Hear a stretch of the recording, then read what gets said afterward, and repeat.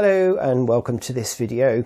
This video, if you haven't seen my other video to find out whether you're an adult, an indigo adult or not, and I'm talking from sort of 15 upwards, then welcome to this video. I would advise you go and watch the other video as well. But this video is specifically for parents who may or may not know that they've got, or they want to find out whether their child is an indigo child or not. And there are plenty of websites around that explain all about indigo children and where where this came from and where if you like, the label came from. There are different variations as well, crystal rainbows, star seed, they get called different things, but they're all pretty much indigo children. So let's get into this. How do you know if you've got an indigo child or not? Now, I can relate to this in a big way because I knew from a very early age, I was fortunate enough at a very early age to realize that I was an indigo child and that there was something different about me. And I kind of ended up spending the first 15 years, if you like, of my life kind of forgiving my parents and my brother and sister for everything that they did to me, or that everything that happened or didn't happen for me. So I can kind of relate, and this is how I can help you to understand how, whether or not your child is an indigo. So I've got a few things here to ask questions. Ask this question if you like, while looking at your child or thinking about your child that you think is possibly different. You see, possibly different from if you've got other children, or maybe you've got an only child and they're just kind of not working with you. So, is waiting in lines torture for your child? Okay, simple, quite simple. Would you describe your child as non-conformist? Does your child display symptoms of attention deficit disorder or anything along those lines? Has your child been, labelled ADHD, for instance, or ADD by the medical profession, and such like? Is your child very intelligent? And by that, I mean, are they more intelligent than they seem to appear for their age? If you've got a 3 or 4 year old child or a 5-year-old child, are they talking about things that you wouldn't expect, a teenager to talk about, or somebody in their 20s, for instance? Another indication. And lastly, I mean, there are a whole load of questions that you can ask, and I will make those available. But the last one that I would like to sort of highlight really is, does your child talk about otherworldly type beings? Do they see spirits? Do they think about fairies, pixies, little people, goblins, gnomes, and things like that? And I'm not talking about it just being in a cartoony, fancy kind of way. I'm talking about that they actually converse with them. Okay, I did. I used to spend a lot of time in the garden. My parents thought I was crazy. I used to talk about, I used to call them the little people. I don't know whether you ever remember The Land of the Giants. Probably not unless you're 50-something years old. But there was this program on TV called The Land of the Giants. And I related really, really well to that because I saw and played with fairies and goblins and gnomes and all those kind of things in our garden. But my parents just thought I was, absolutely crazy. So there are quite a number of symptoms, if you like, and characteristics or traits of an indigo, and an indigo child in particular, because children haven't quite learned that whole communication thing, especially if they're not really talking very much. It could be that your child is trying to communicate with you by screaming and bellowing and such like, as long as there isn't a physical illness wrong with them, that they're trying to communicate with you in the way that they know. Bright lights and loud noises. Phew, absolutely hate it. Indigos I find are very sensitive to bright light. I mean, this is hurting my eyes and these lights are not particularly bright. And also sound. I mean, sound I just really shy away from. So, if you find that your child doesn't like that kind of thing, again, it's a symptom or a trait. Chatter from other people. Now, what I mean by chatter from other people is from a psychic level. Now, being an indigo or a sensitive, psychic, whatever you want to, whatever label you feel comfortable with, unfortunately, we hear stuff and we pick up on stuff that is on a different level. Okay, and I can only relate that to chatter. Okay, and it sounds like this.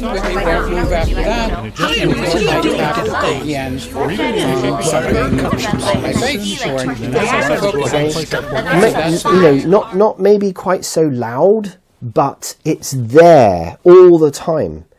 And until a child really learns how to isolate all that chatter that's going on. Now, we're not talking about being in a room full of people. It might sound like that to an indigo child, but it's and when you're in a room full of people as an indigo child, it can sound just like that with everyone talking at the same time. And I get the same thing now. If I'm in a group of people that are all talking, even if they're only talking really, really low, I'm not only hearing the sound, but I'm also sensing what's going on up here. It's almost, I guess, from the Hollywood point of view, it's kind of a telepathy. It's almost like you can hear stuff that just other people. And I used to kind of think, when I was young, like, are people not hearing all this noise? Are they not, like, why is there all this noise going on? And of course it wasn't. I was just picking up on it. Now, if I can help you to understand what that's like for a child, a lot of indigo children and such like are actually quite sensitive. They're, if you want to put that label on them, they are sensitives. They are psychic to a level where they don't really understand where all this is coming from. And so loud noises, bright lights, shouting, screaming, on a physical level is actually really quite damaging and can be frightening for a baby, for a child. Because not only are they picking up on the feelings of everyone around, they're sensing all the time what people are like. So even when people say things like, oh, I'm fine, I'm okay, to most people they go, oh, all right, carry on. But to an empath or an indigo or a sensitive, you know everything. You know everything about them. You know that they're kind of not telling the truth. And you multiply that by, 10, 20 times with a group of people, that's what it's like. So going shopping is a nightmare. I still find it a nightmare. I've learned to cope with it, but I find it an absolute nightmare. Being in amongst crowds is an absolute nightmare. It's like that noise you just heard. That's what it sounds like. And then when you've got a loved one or your parents trying to talk to you and give you instructions for something, or they're shouting at you, you just as a child, you feel bombarded. It's like you just think, oh my goodness, what's all this stuff going on? It's all coming at me all the time. Wah, wah, wah, wah. So, okay, I'm going to respond and I'm going to scream my head off all night. I'm going to scream my head off all day. Every time someone says something to me, I'm going to scream my head off because that's the only way I can, cope with it. And then, of course, as being a child, that affects their behaviour. It affects their sleep. It affects their attention. Hello. And so they then, parents very often then they take them to the doctor because they can't cope with it. They think there's something wrong with the child. They think they're sick, which is quite rightly, a good thing to do. And they go to the doctor and such like. And of course, the doctor doesn't know what's actually happening with the child. They don't know what an indigo or a sensitive or an empathic child is. And so what do? They pump them full of drugs. So you may find that your child is easily bored. Yeah, they get bored with things. Toys, okay, this is something I'm just going to say. Toys for children at Toys R Us do not interest an indigo child at all.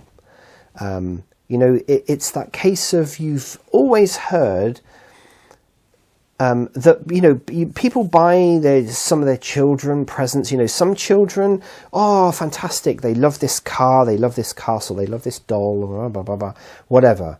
And then you get the child that gets similar kind of toy, opens it up, discards the toy, plays with the box. Indigo Child. They make something out of the box, or they collect up all the paper and start imagining things, or they're creating something out of what other children would just class as being rubbish. They are making something out of it. They're making their own little world. That is a trait of an Indigo Child. Also, I will mention this as being the last thing. Something else that I can relate to big time is wanting to be alone. I didn't want to play with other kids.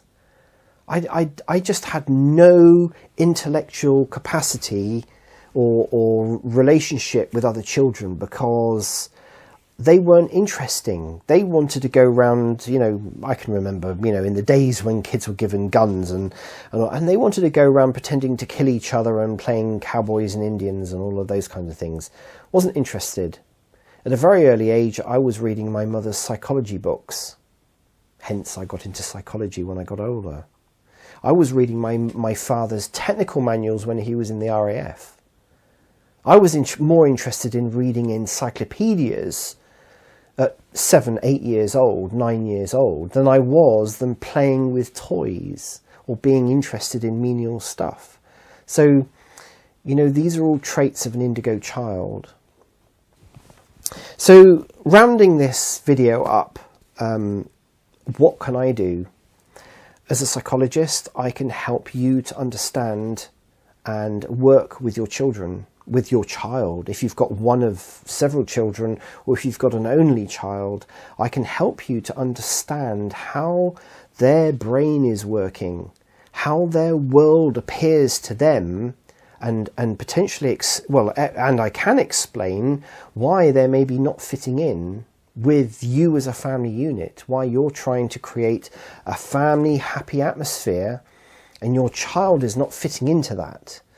There are techniques and ways that you can communicate with your child that will make sense to them, and I can help your child to understand the same thing about the world that they're being brought up in their family unit, and how they can work with you as parents to build those bonds and to have that happy family. That's what's important.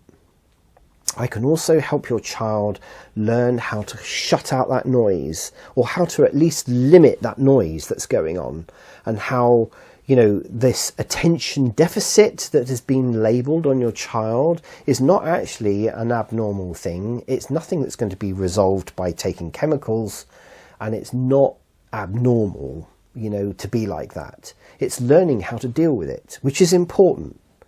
Learning how to protect yourself, how you can deal with and focus on what it is, that you want to be able to try and do. And as a child, it's difficult. There's 1,000,001 things going on. The child is learning things as well as trying to fit into a family unit, as well as trying to communicate and learn all of these things, as well as actually knowing an awful lot more than they think they know, and they don't know where it comes from. That's the crazy thing. They don't know where it comes from. I can help them to understand, to know where it comes from, and I can help you to understand where it's coming from, which is important. This will all help with family unity, how they can interact and work with you, and how they can interact and work with their siblings, their brothers and sisters, their family, etc. School, authority, before they get to a point where they just are literally driven crazy and they start rebelling against everything and getting into trouble, effectively. The joining gangs, and because they feel this is the way that they can cope with what's going on with them, because they don't understand what's happening, So, I hope that that's been useful, that that's given some sort of clarity. I look forward to speaking with you. If you have more questions, by all means, email, communicate with me. I can help you out. Okay, thank you very much for watching, and I shall hopefully see you again soon in another video.